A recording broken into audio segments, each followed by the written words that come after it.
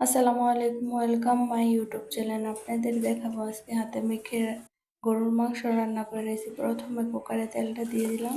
তেলটা দেওয়া হয়ে গেলে পেঁয়াজ কুচিটা পরিমাণ মতো দিয়ে দিব, সবটুকু। পেঁয়াজ কুচিটা দেওয়া হলে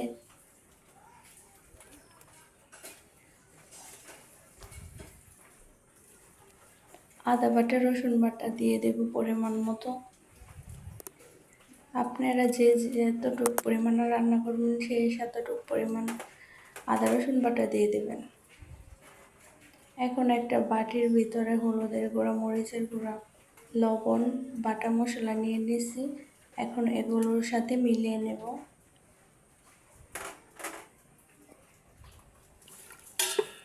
ভালো মতো হাত দিয়ে মেখে দেব। মেখে ভালো মতো মশলাগুলিকে মিক্স করে দেব।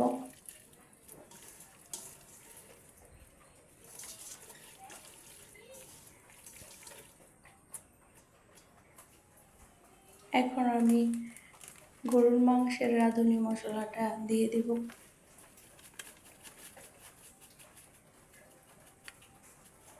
দিয়ে আবার এটাকে আবার ভালো মতো হাত দিয়ে মেখে দেব।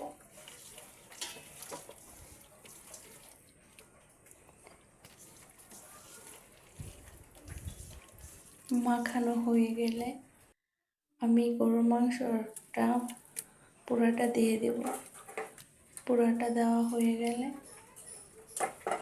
মাংসটা ভালো মতো আবার মশলার সাথে মেখে সুন্দর করে মেখে দেব।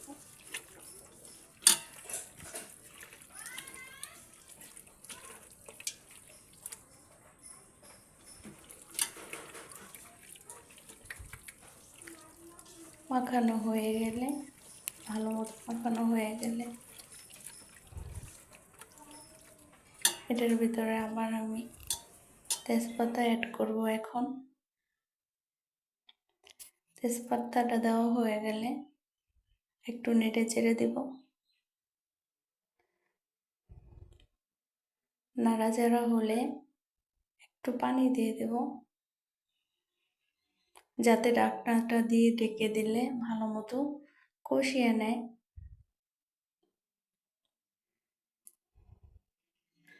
এখন 10 মিনিটের জন্য ঢাকনাটা দিয়ে ঢেকে দেব।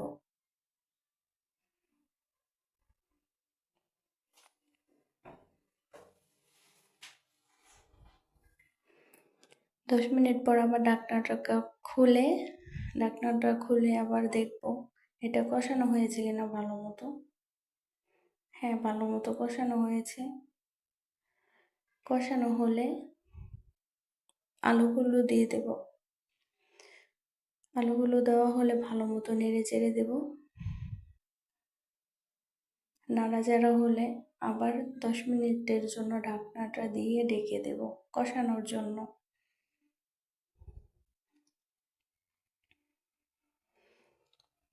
10 মিনিট পর আবার ঢাকনাটা খুলে নেব।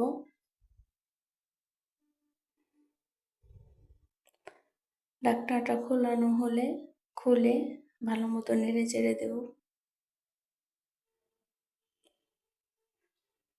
এখন আমি পানি অ্যাড করব এটার সাথে। আমি আগে পানিটা গরম করে নিয়েছি, এখন এটার মধ্যে গরম পানি দিয়ে দিলাম।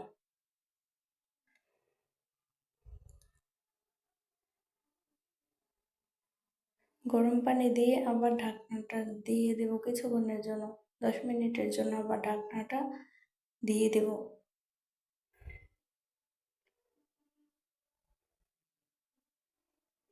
ঢাকনাটা দিয়ে ঢেকে দিলাম।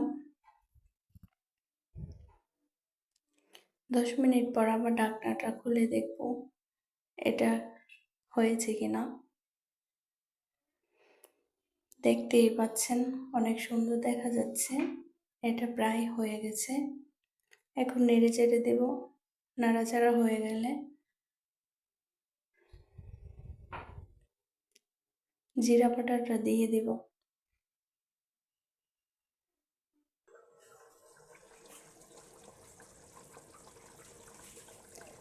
জিরা বাটাটা দিয়ে এটাকে ভালো মতো আবার নেড়ে চেড়ে দেব।